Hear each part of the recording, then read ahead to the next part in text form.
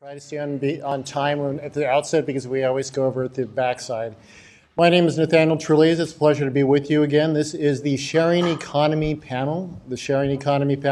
Two quick reminders. First of all, evaluations for this panel, as with all panels at this program, will be executed online. So if you just go to the conference website, you can find it there for the evaluations. Second reminder, we will go until about 2:30.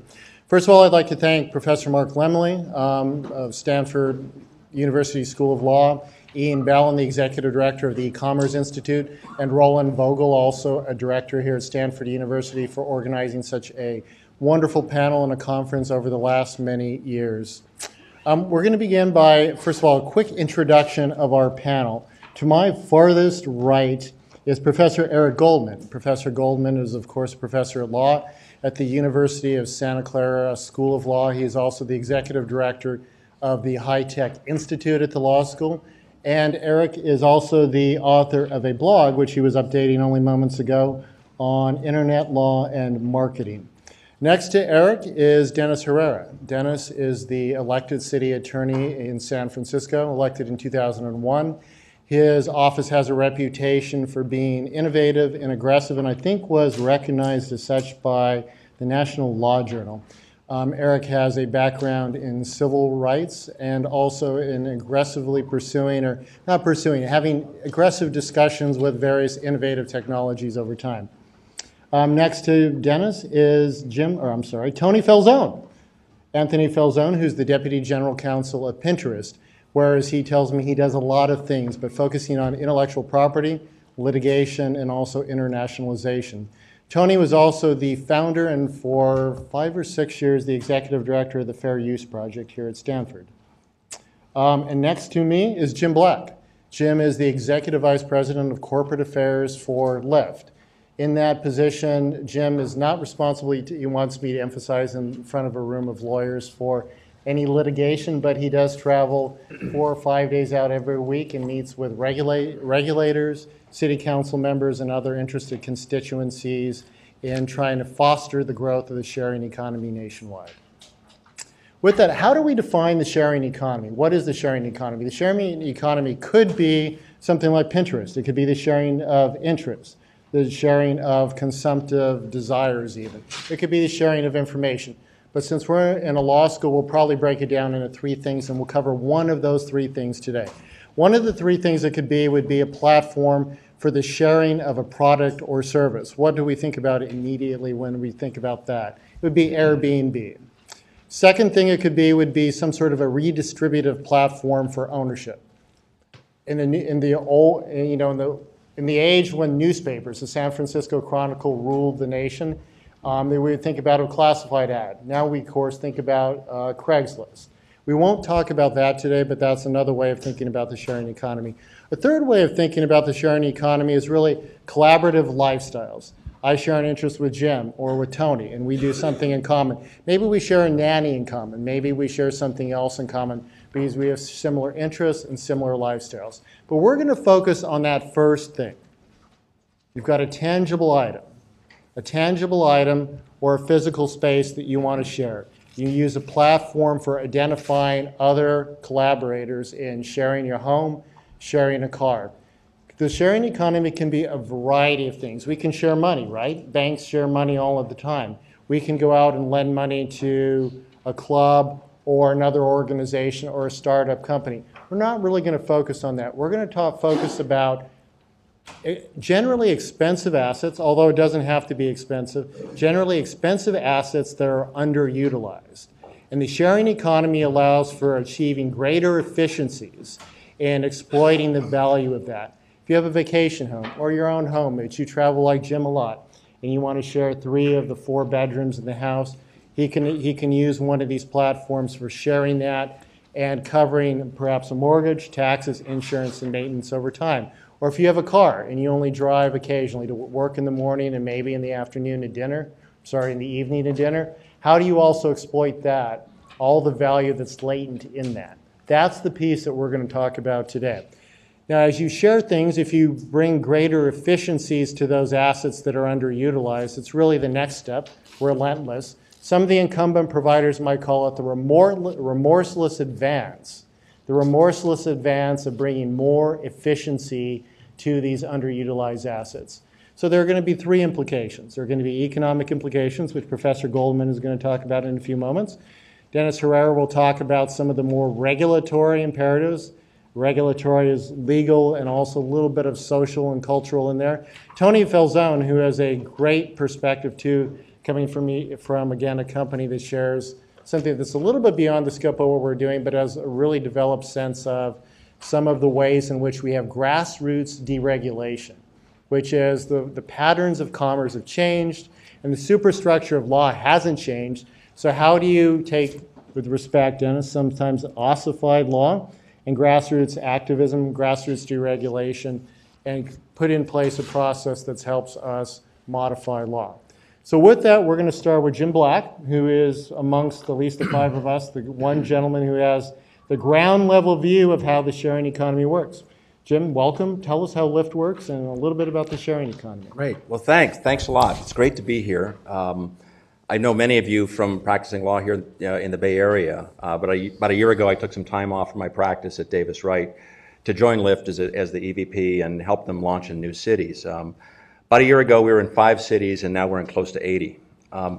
For those of you who are unfamiliar with Lyft, it's a service that uses smartphones and GPS technology to match individuals who are looking for a ride with individuals who are willing to give rides in their personal cars.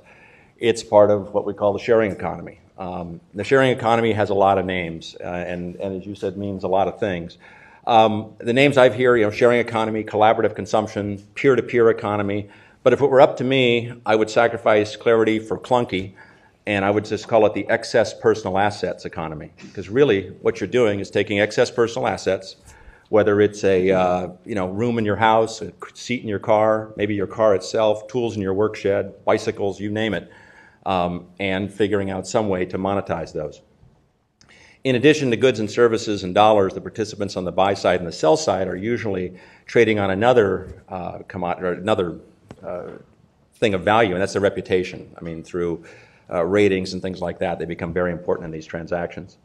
Lyft's been around for about 7 years and started as an online college ride board.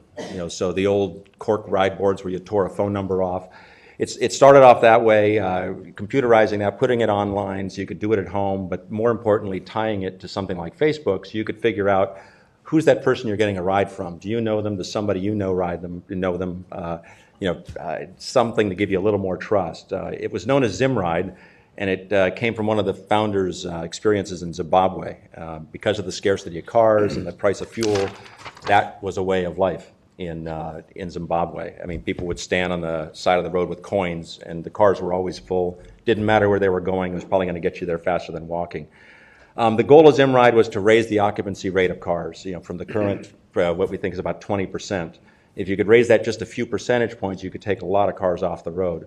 But after 5 years of doing, 3 rides a year with schools or maybe a ride a day with companies, and they had sold hundreds of these subscriptions to the ride board, they really weren't making a dent. So it was a brainstorming session, trying to figure out how do you take it to the next step? How do you really make a dent in the occupancy rate? That was the peer-to-peer ride-sharing model, using smartphones, GPS, ratings, tying them all together and getting people rides on a real-time basis. But it was clear that 3 things were needed. Safety, because we all learned not to jump into a stranger's car since we were about 2 years old. So you have criminal background checks, driving checks, vehicle inspections, insurance, and then these ratings we talked about, both the driver and the passenger. Some kind of incentive, and we originally started with a donation model, and that was based on what we saw on the e51.org site, for the casual carpool. DC has something called slugging that's very similar, and we saw that they had a suggested donation. There was a bit of information there. It said you don't need to make any kind of payment for the casual carpool, but if you're getting a ride from Oakland to San Francisco, a suggested donation would be blank. So we thought, why not try that in this model? It was kind of a carpool on steroids. And then ubiquity. How do you make sure that, and this is the hardest part, making sure that when you push a button, there's somebody there. If you push it 4 or 5 times, there's nobody there, you're probably not going to push it a 6th. It's a very careful balance of supply and demand. Think of it as like energy without a battery. But by using regular people and regular cars, you get casual drivers. They can give rides near their home, and it ends up spreading to areas that you really wouldn't have other forms of transportation. So it goes well beyond what a cab company would do. I mean, you can provide rides in the downtown area, the nightlife area, things like that. But going out and getting a ride in the far western parts of San Francisco, getting rides in Hunters Point, getting rides in the suburbs in 4, 5, 6 minutes is quite a benefit.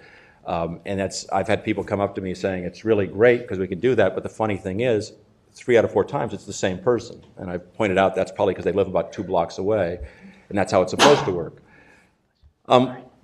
The existing ordinances don't cover what we do in many, many cases. The definition of a taxi doesn't really cover us for various reasons. The definition of a limo doesn't cover us for other reasons. So we'll launch in a regulatory vacuum, and then we have to very quickly work closely with the city on ordinances that apply to Lyft or an operating agreement that we can put together to sort of deal with the safety issues, because there's 3 things that 3 or 4 responses that the cities have. One, we can't put up with this because it involves public safety. So we need to show how what we're doing and how it compares to what the rules are for cabs can actually be safer. When you say regular cars and regular drivers, people kind of freak out. In fact, when my daughter first described Lyft to me, long before I knew about it, it had been around maybe 2 months, she said it's a lot like Uber, but it's regular cars and regular drivers. It's those cars with pink mustaches. I think my reaction was, you got to be kidding me. You'd be better off walking. I mean, just you think of regular cars, regular drivers. She looked at me and said, no, they do background checks, they do this, they do that. It's just that every single ride is GPS tracked, so they know what car I got in, where we went, who I got in with. I'm thinking, she's starting to sell me a little bit. I'm imagining her on a dark street in the Mission, walking home. And then she hit me over the head and said, besides, Dad, have you been in a cab recently? Yeah. That sort of shook me to the bone, because I was actually going to suggest that she do that, and it made all the sense in the world to not do that. So that's the first thing. With cities that are involved with public safety, you have to show them what we're doing and how it compares to the incumbents. The other argument we hear is we don't want to disrupt the incumbents. Gee, these cabs have been around a long time. We don't want to hurt them, these poor drivers. We get this mostly where there's either a union representation of the cabs, or you have a single owner of 60 or 70%, so a very large monopoly of a single cab company. The city will argue that the drivers would be hurt, but in fact, you can show, there's only one such study that's been done on rideability or on rides and what the effect is, and that was done by Seattle last year. And they show that after it went from 1,100 cars to up to 2,700 with Uber and Lyft and Sidecar, the cab revenues, with no increase in the number of cabs and no increase in rates, actually went up to the highest level it's ever been. People are getting used to getting around without cars. So it's something that, again, needs to be shown. It's also interesting to show that when people are talking about protecting the drivers, or when cities are talking about protecting the drivers, they're usually not talking about protecting the cab owners. The drivers are getting hurt, quite a bit by the monopoly. I mean, the exploitation of drivers is really unbelievable. And when you show that they would have an alternate way, a different steering wheel to get behind, it can actually cut to their advantage. And the last reaction, my favorite, is this is cool. What took you guys so long? We've had a handful of cities, more and more we're seeing now, one of my favorites was, I can't believe you guys didn't go to Austin or Portland first. We have the same keep us weird motto, and we're really glad you came here. And in putting together these ordinances, the key is to allow regular people, you, me, everybody in this room, to go out and drive. That's not easy to do when you look at the old rules. I mean, taking time off work to go wait in line at the DMV, take 2 weeks of classes on the landmarks of the area, trip to a distant city or a far end of the city for a vehicle inspection, physical exams that, some of the physical exams have been unbelievable. Well, I won't even go into it, but the things that they asked in Kansas City, and I'm happy to send anybody the form, are truly unbelievable. My reaction, without going into detail, my reaction to them was, this is an exam to be a gigolo, not a cab driver. I mean, it was crazy. And this is something you have to actually take in and hand to them. I mean, there's no HIPAA requirements, and you're handing this to somebody, your doctor filling out all kinds of personal information. Anyway, that is the key, is to have something that is as frictionless as possible, because if not, you'll still get drivers, but if anybody has to go through all of those hoops, take days off of work and so on, they're going to want to drive 10, 12 hours a day. There's only one place or two places to do that. So, that's the sort of a in the trenches view of what we do and how we try to get it done. So, Jim, one quick question. Why does somebody decide to do this? If you're a driver, what's the motivation? I obviously understand as a consumer why I would want to do this as a consumer. Had a lot of bad experiences, San Francisco, New York, other places. Taxi, filthy, taxi driver doesn't know where he or she is going. Taxi driver asks me, yes, we're in Midtown Manhattan and we need to go downtown, and how do I do that? And I think, you're asking me? I'm technically paying you. The other thing, of course, is payment. You don't want to pay in cash. You want to pay in a credit card. But what is one of the motivations for Professor Goldman's going to talk about ubiquity in a moment, developing these markets and the networking effect. What is the motivation for a driver to do this? Motivation for a driver is really two-part. I mean, one, some extra cash. I mean, there's that. But as much, it's the social aspect. I mean, we end up, through ads and things, getting a group of initial drivers. It grows very quickly from that. Once it launches, the number of riders who become drivers, I mean, they like it. Sitting in the front seat, having a conversation, tuning, having the passenger tune the radio to what they want to listen to, having conversations about music, fist bumping. Okay, it's, we do it and it works. It's just it's a social experience, and people actually enjoy that. Eric, data is hard to come by in this area. It's even hard to define what the sharing economy is. I saw one statistic that the sharing economy writ large is about $110 billion potentially. What are some of the economic effects, the practical effects of reducing costs, reducing inefficiencies in the provision of hospitality, of physical space, whether it's office space or a residential space or the sharing of cars? I love the internet, and I'm going to be a cheerleader here. We'll have maybe some more sour notes coming, but let's start with good news. And there's a lot of it here. In some sense, I think of the sharing economy, as we defined on this panel, as one of the reasons why I love the internet. It makes our lives better in ways that we never really knew could be possible. But when we see it, we think, isn't that terrific? I'm so pleased that we've gotten there. And the sharing economy, in my mind, is a very logical extension of all the benefits we've seen from the internet to date. The internet has made our lives better in so many ways with the sharing of content, but now we're talking about something very different, but also a powerful force. What's happening, and if we just step back, is that the internet enables a reduction of transaction costs. It allows for people to find each other, to make matches with each other at a lower cost than they were able to do so before. We talked about the example, if you wanted to sell an asset in the old world, you might do something like buying a classified ad, which was expensive and it was not very flexible. It wasn't very dynamic. If you had sold the item, you'd still potentially get calls. Or you would go locally and you put up flyers on the boards and hope that people would tear off the little sheets saying, call this number. And the internet enables that kind of communication, but in a much more dynamic, much lower cost, more accurate fashion. And when we lower transaction costs for people to make matches, lots of really cool things happen.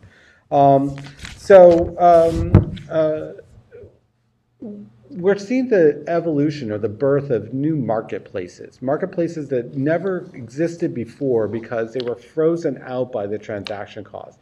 It wasn't possible for us to think about how we could do shared rides in a car, or for that matter, sharing cars altogether, because that market didn't exist, nor could it have existed with the old structure of transaction costs. But now we've seen a bunch of things happen. In addition to the low messaging costs, we now have the smartphones. Everyone in their hand has a very powerful device that enables them to say on the spot, I have needs, or I am willing to share something in a way that they can do wherever they are. And it also means that we're seeing the electronic sharing of geographic information. It's easy for us to say, not only am I looking for something, but here's where I'm located, and to create micro markets geographically, where we are talking only to a small group of people who are in that marketplace, but we're able to find each other because of the availability of that geographic information. And so when we talk about Lyft, or we talk about Uber, or we talk about Airbnb, if we step back, we're really just talking about new marketplaces developing. The market for shared cars, or the market for shared housing, or for temporary short-term housing. These are all markets, and it's really cool when we see new marketplaces born. Lots of things happen that we never even contemplated. The challenge, as usual, is that the old marketplace had an existing regulatory structure, and it was built upon assumptions that reflected the structure of that old marketplace. Usually there's a set of assumptions baked into regulation about the nature of a physical resource and the asset, some qualitative attributes of that asset that don't have to be true. They just were true before the new marketplace was born, and we could relax that assumption. In my mind, we've seen how this plays out before. We saw this over 15 years ago with the eBay wars. Don't know how many of you were here for that and remember it. For some of you may not recall this little piece of history. So let's take a quick stroll down it.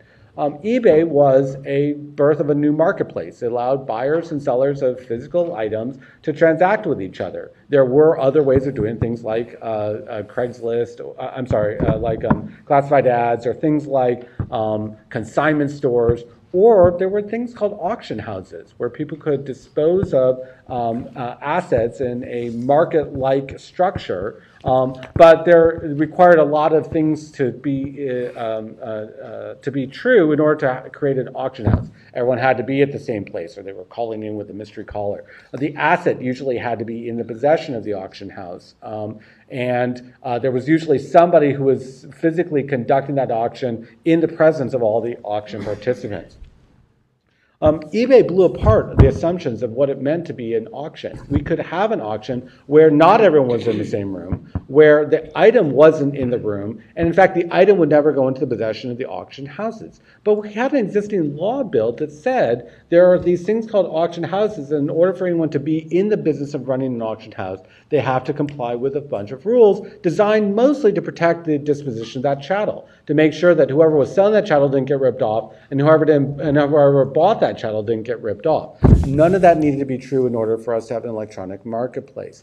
So back in the late 1990s, a bunch of regulators woke up and said, why isn't eBay an auction house, and why are they violating our auction house rules? Well, the only reason why is because the laws had never contemplated that someone could run an auction in a different format, the way that eBay was doing so.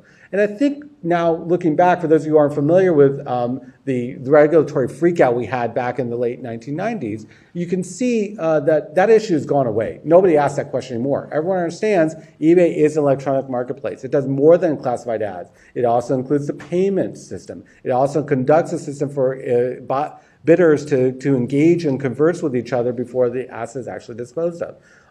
But we don't have to treat them as an auction house in order for an efficient, safe, trustworthy marketplace to develop. We're going to have the same freakouts with the sharing economy. We're seeing them already. It's because now as we extend the markets to new assets that were never enabled to be transacted in the way that they can over the internet, we have all this existing law that was predicated on the idea of how physical assets would be used, transacted, or shared. The question for me remains, how are we going to get through that? It was one thing for eBay to work through the auction house regulation, but we have so many new regulations that are being implicated by the sharing economy because we're touching so many different types of assets. One is that the regulators will each individually have their own freakouts, and we're seeing a little bit of that already today. But the list of regulators is long, and the amount of freakouts they can have is voluminous. So if that's the solution, that's a problem. I must say, and we're going to hear from Dennis, who I hope will continue to espouse his enlightened policy of regulatory approaches. The real risk here is the incumbents fighting back. It isn't just about the regulators saying, I'm not used to this type of marketplace, and therefore I'm going to be reactionary. Often the real risk is that the incumbents are going to say, I'm fat and happy under the existing regulatory structure, and I really don't like new entrants into the market. And in particular, usually when we're talking about the sharing economy, the new entrants are going to have lower costs. they're going to be sharing assets as opposed to having dedicated assets. They might not expect the same kind of ROI that the existing incumbent shareholders are anticipating. So when we see the regulatory freakouts over the sharing economy, one of the questions we have to ask is whether this is actually a bona fide concern, or is this just the incumbent striking back, saying, stop goring my ox, I was fat and happy into the old rules. And if we can get through that and recognize the risk that we have incumbents shutting down competition, I think we're going to get to a good place from a regulatory standpoint. One quick reminder, too, if you have questions, we do have time reserved at the end. We very likely won't get to that. So if you have a question during the, while we're speaking, please raise your hand. We'll recognize you and try to incorporate the answer to your question, any comments you have, into our own remarks. Dennis, regulatory freakout. Generally, a regulatory freakout happens when, again, you bring efficiencies to a very settled marketplace, where you have incumbent providers who are being forced to become much more efficient. A lot of law, a lot of regulation, I guess, is based on the dichotomy of the Industrial Revolution. You're a consumer or you're a producer. There's a bilateral relationship. You come in as a regulator, as the city attorney, and you regulate that for consumer safety and a variety of other things.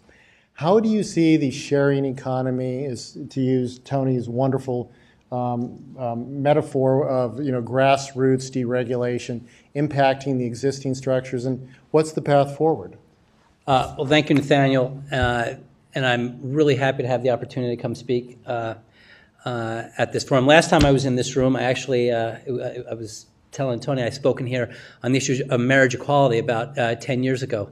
And we had a great result on that. So I'm hoping that today we can bring some consensus around the issue.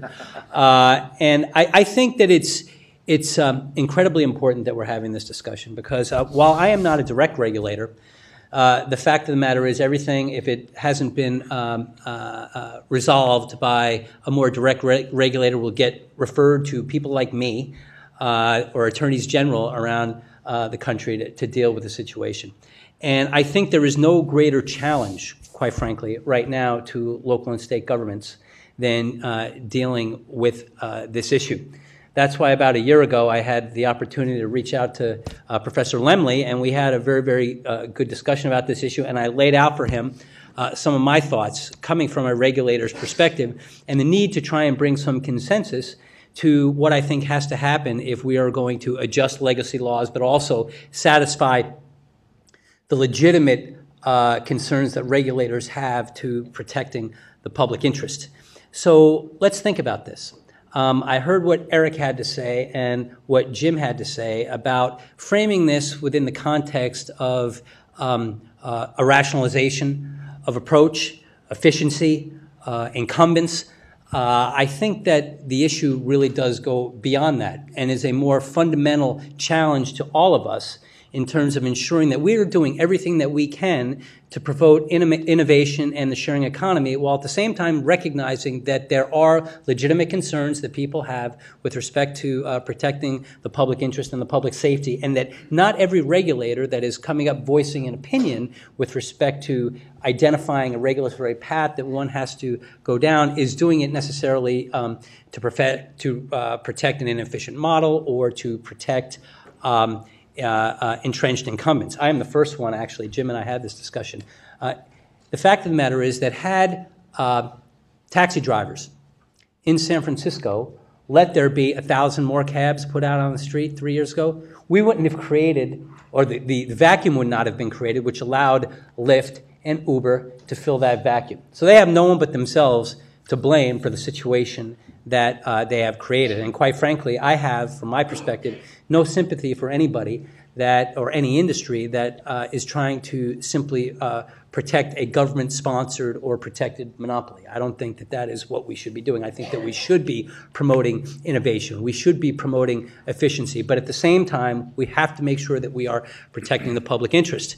And unfortunately, I believe that local governments have not done a good enough job with stepping up and trying to be creative and bringing people together, bring consensus to recognize that we can strike the right balance with respect to how we refashion our laws to meet an incredibly rapid moving, changing marketplace.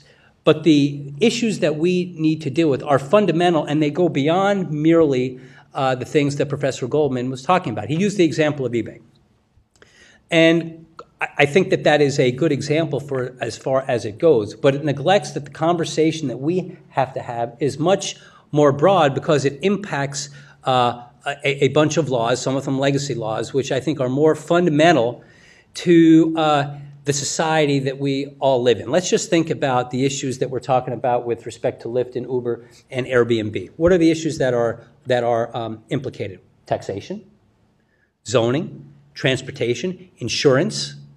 Airbnb has just come out, you may have read in the paper the other day, talking about how they're getting into hosting dinner parties. Now you have public health.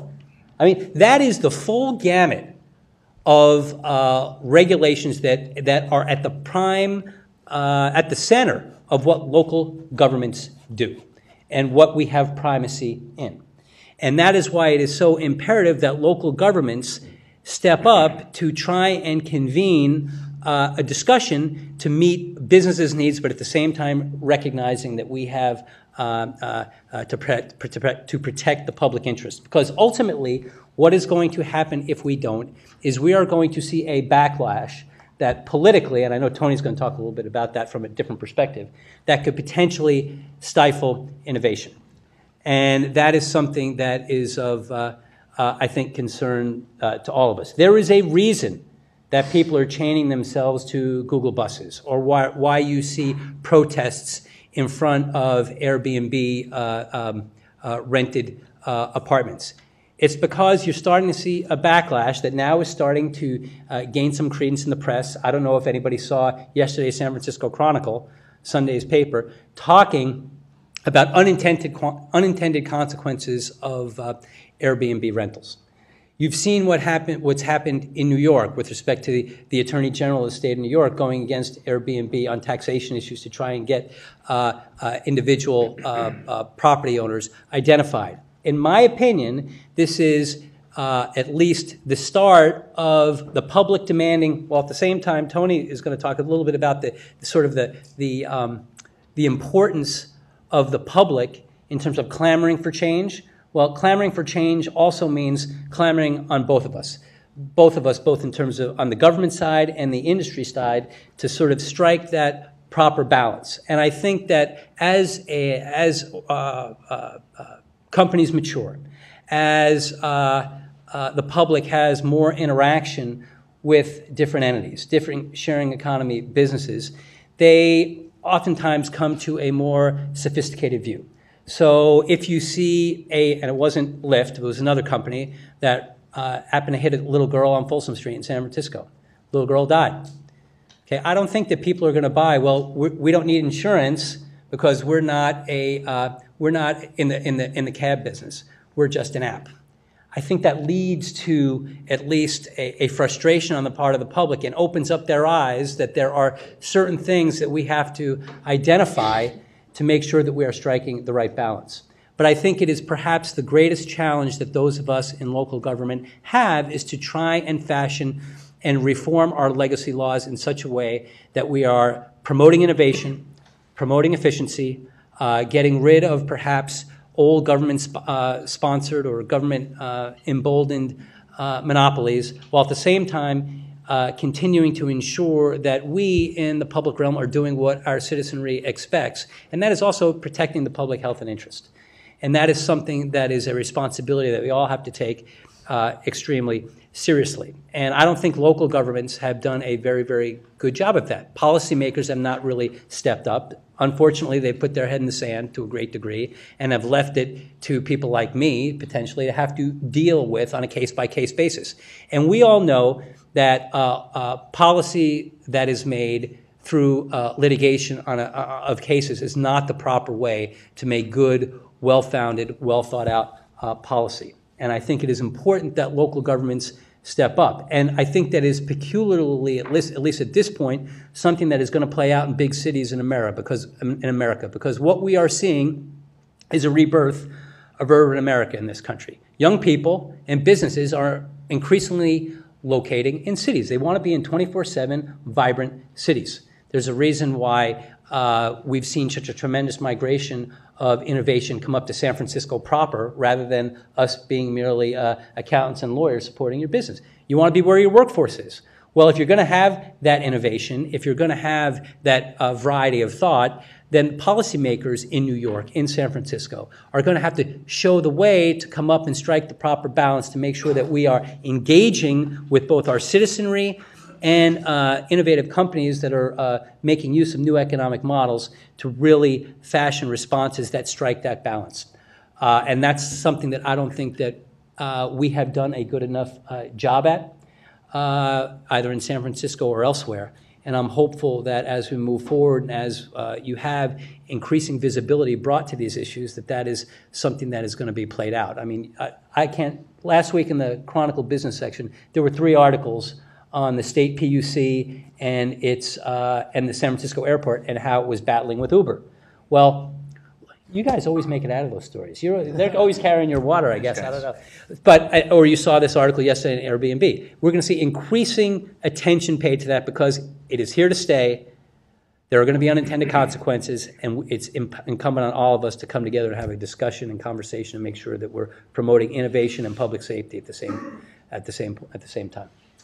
Tony, I want to open up this to a panel discussion, but we've heard so far about freakouts, backlashes, the reurbanization of America, and grassroots activism in the form of grassroots, which you don't really hear these 2 words together, grassroots and deregulation. How does all that come together?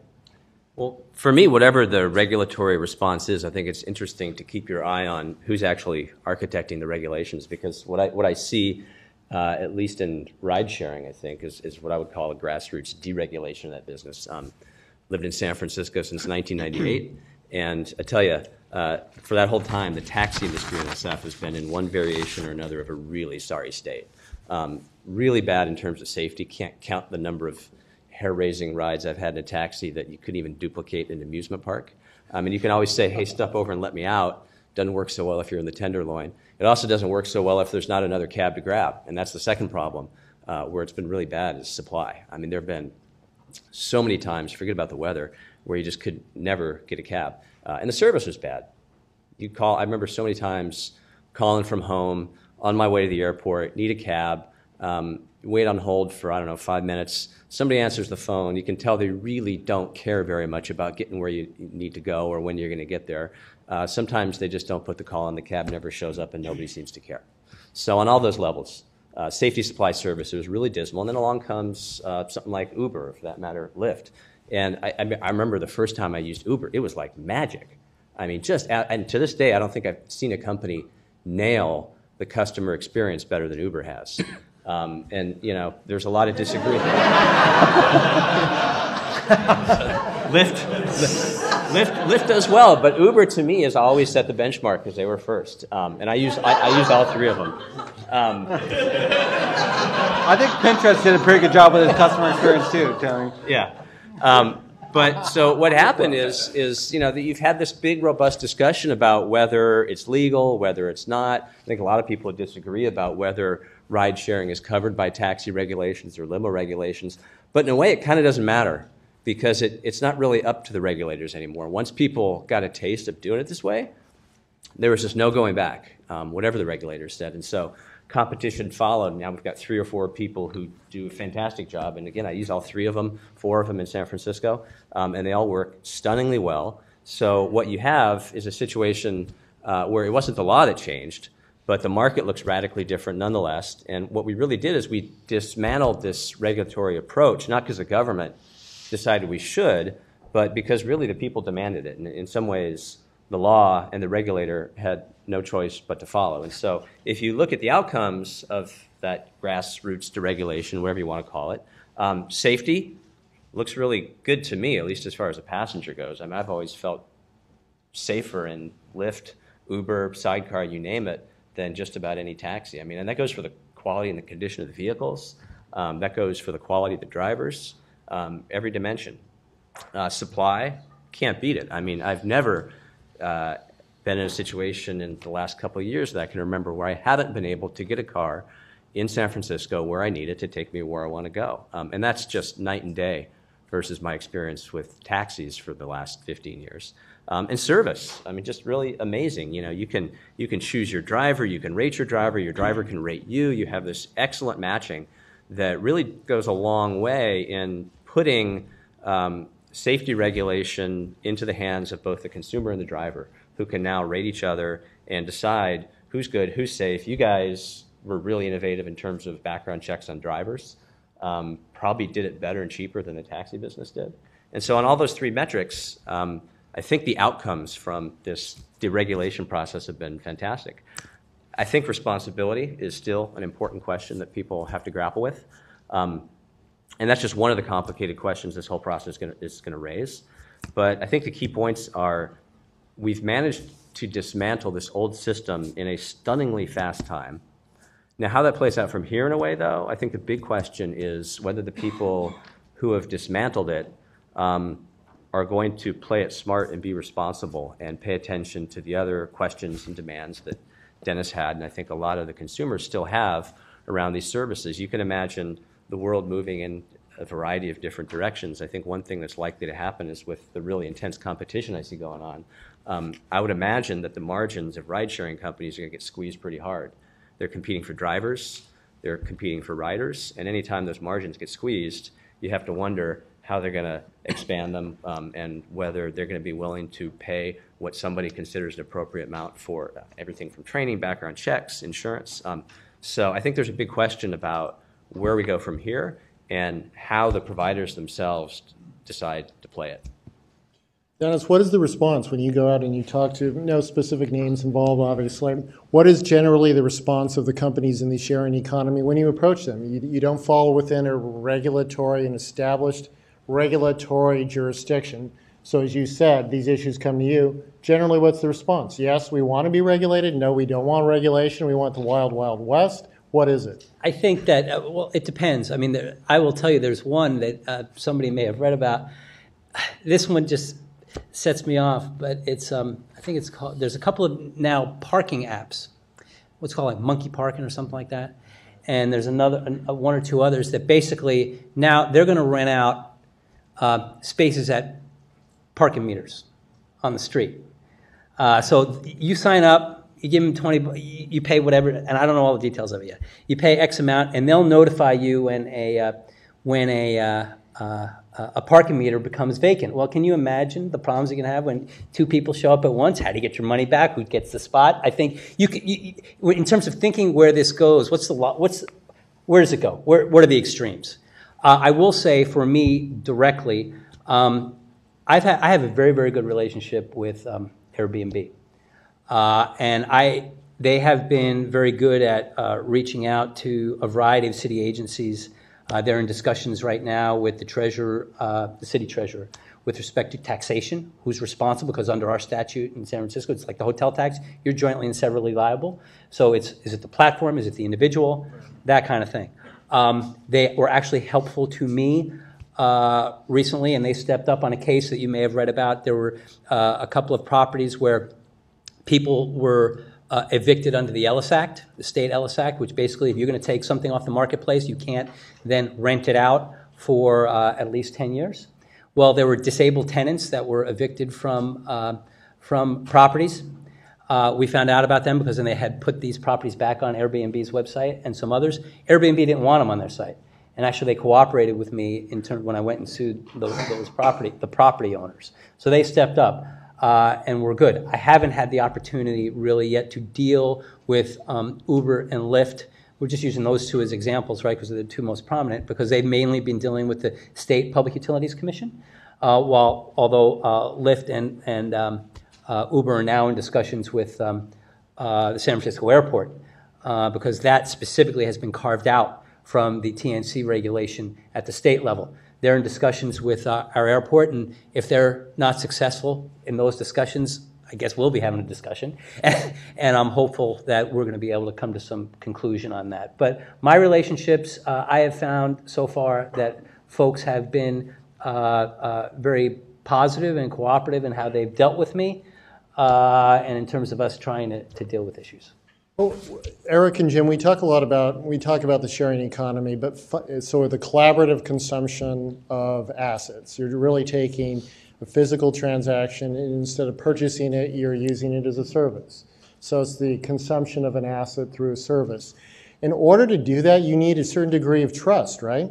If you're going to invite somebody in your house, or you're going to give them the cars to your Prius or whatever it may be, you need to trust that they're going to use it in a manner and return it to you in good form.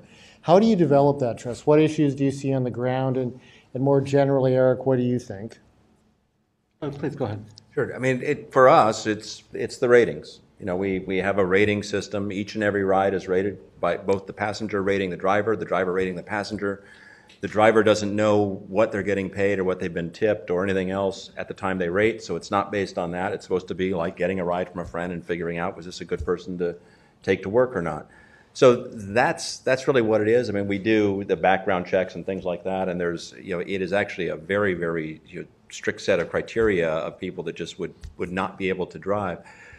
But you know, I think first and foremost is this rating system, and that's the reputation. We don't have other sort of reputational indicators to use other than the ratings. Eric, you were talking about eBay before. eBay. Yeah, right. In the past, when we didn't have marketplace vendors, we relied a lot on government to provide that kind of trust and safety. There were a set of public regulations to ensure that we had enough confidence in dealing with each other because there was nobody else to step in. But what we've seen in online marketplaces is that they in fact do invest heavily in trust and safety as an integral part of making people confident in using the marketplace and as a competitive differentiator. And that's true even if they're not legally liable. So you may recall, for example, eBay is not liable when a transaction goes bust between its buyer and seller. But yet eBay invests enormous amounts of money in still trying to ensure that people are confident enough in using its system in order to bring them into the marketplace.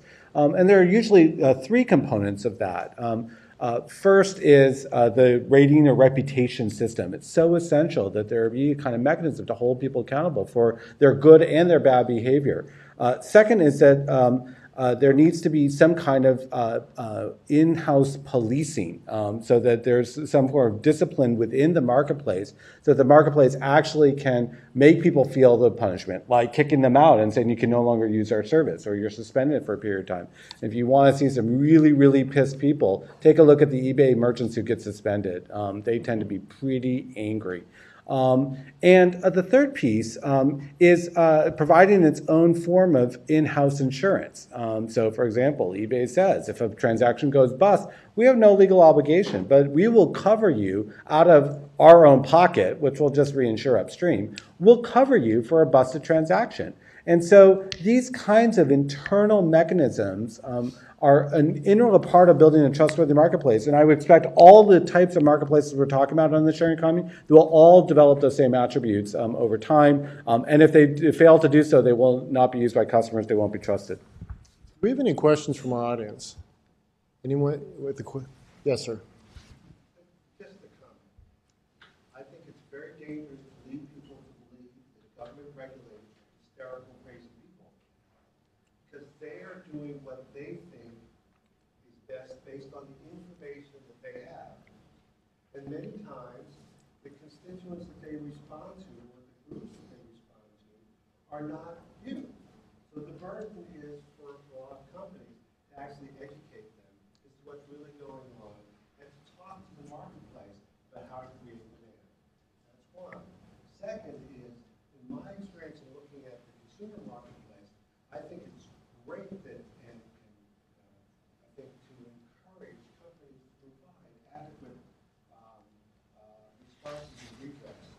But that, in many cases, from a government point of view, doesn't, people still hold them accountable anyway. So you've got to figure out what the right balance is. Okay? That's just my experience. Well, I know that the FTC has never made any bad regulatory choices, but there are regulators who have. And the real insidious challenge is when the regulators say, we'll listen to whoever comes to us. And who comes to them? The incumbents. What do they say? Kick out the competitors. They're undercutting our prices. We don't like the competition. And we're going to give you a long list of scary reasons why you need to shut down this threat. Mozelle, I completely agree with everything you said. Regulators usually do the best they can, and there needs to be a backdrop of a public enforcement mechanism. We cannot rely upon cyber enforcement alone. But the burden is actually, in my mind, on the regulators to make sure they are talking to the full range of constituents and to recognize that there is one group of constituents who will never come and talk to them. It's the unborn startups who do not have a voice yet. And if they aren't thinking about what those people need and how they might be hurting that group, they're actually not doing their job. Yes, ma'am. Go ahead, Jim. I was just going to say that about a year ago, when I addressed our group internally, as gee, what are you guys doing, GR? I said it came down to one simple theme: research, figure out what people are worried about and educate. And it's exactly what Mozelle just said. I mean, you need to. I mean, the regulators often don't have all of the information, so it's my job. It's incumbent on me to educate or to enlighten the regulators and try and let them know what we're doing, why we're doing it. I agree too that as much as we like to say we'll do it all, we have to give some cover. I call it cover. I mean, you guys are going to get nailed if something goes wrong. They're going to come pointing to you, and whether it's spot checks or some ability for you to do it. I mean, there's this balance between how much friction do we create? How long does that person have to go to a government office and wait in line to become a driver? And if we can do it more efficiently, yet, even though we can do it, I mean, you're going to get nailed if something goes wrong. So we have to figure out a way for both of those to work. But I think you have to also understand there are a lot of other the public interest, it's not just about efficiency. There's public health and safety, there's a whole bunch of other things other than simply efficiency. And at least from my perspective, we can't ever lose sight of that. Because you say, Jim, and I know you do it, you go up and you educate. You educate. But there comes a point where, and there are legacy laws there, right? You can educate as much as you want.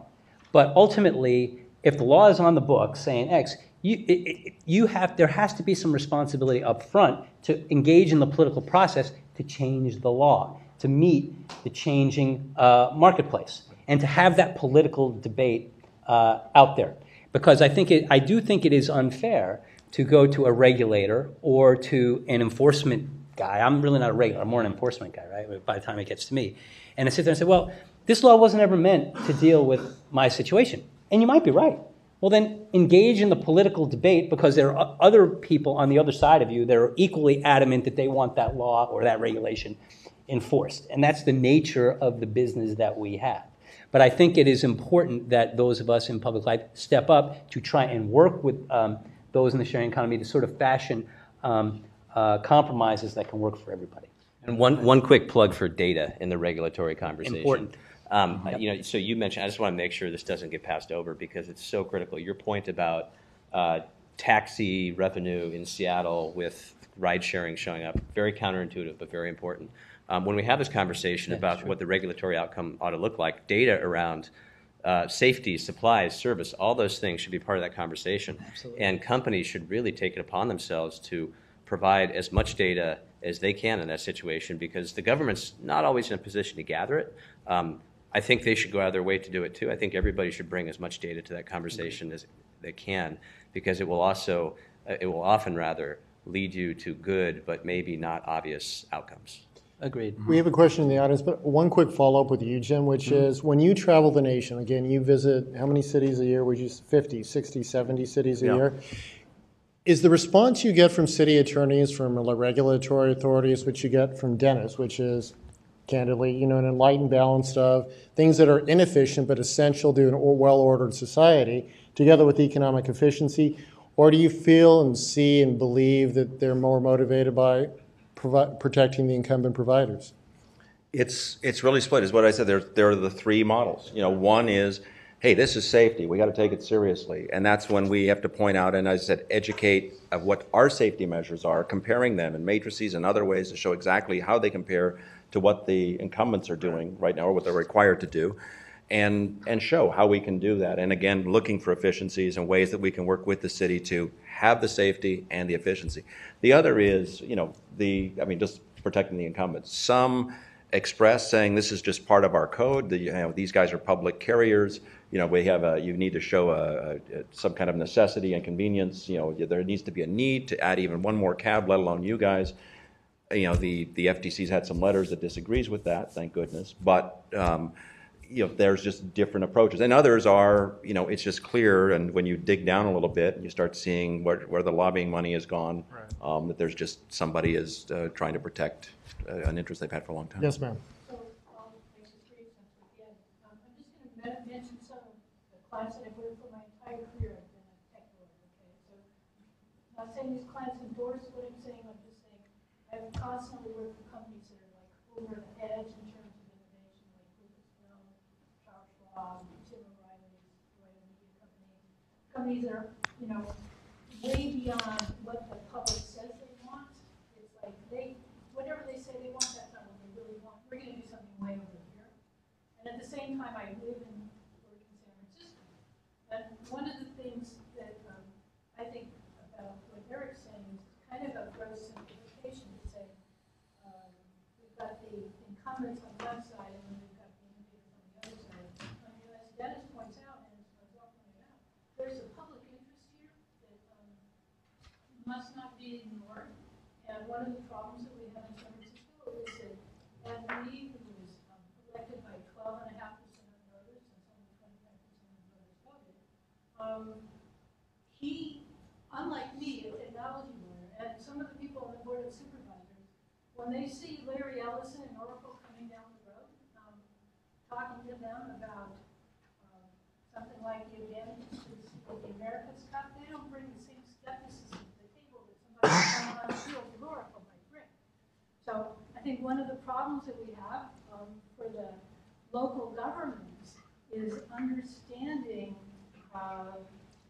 how Silicon Valley deals work and developing a healthy skepticism which helps the innovators innovate better and might protect the public interest a little bit better than it's going to protect it, especially in certain arenas in San Francisco where fine eBay, people doing that, things go wrong. It's not the same as people losing their homes or getting hit by a car. I have to say, Tony, I have had some bad experiences occasionally with San Francisco cab drivers, but I actually find them a pretty dependable lot. Any other questions, thoughts? Ma'am. Yeah, we heard a lot about how important trust is, right, to get the community to keep going and use those services. One thing that I haven't heard anything about, and I would love to hear the panel's perspective, is feedback abuse or manipulation. What can we do to make sure that the feedback that we actually get is accurate and real? Let me restate the question for the recording. We've all talked about how important trust is, particularly you, Eric. The question is essentially, how do you keep bad data from getting into those feedback loops? Yeah, and this is a common problem, and we see this across all different types of rating sites and review sites. We have, 90x% of the ratings and reviews are done properly and accurately, and there's a small percentage that are a problem. And the rating system operator, in this case the marketplace operator, has enormous incentive to trying to figure that balance out. They need to recognize that there's the potential for abuse and build a system that suppresses the effect of that abuse or prevents it from occurring. That doesn't always work. That's not a perfect mechanism. But we shouldn't ignore the fact that the marketplaces have a lot of incentive to get that right. We were talking at lunch about the really scarce resource for a company like Lyft is the drivers. You don't want to have a bunch of bad customer ratings of drivers and driving a really good driver out. That's going to be bad for business. You got to find a way to build it. And the marketplace operators have substantial incentive to do so. We sometimes run into other situations where we do need the backdrop of law to resolve a dispute over that, but that almost never works. If the marketplace operator doesn't calibrate their rating system properly, ultimately everyone loses, including them.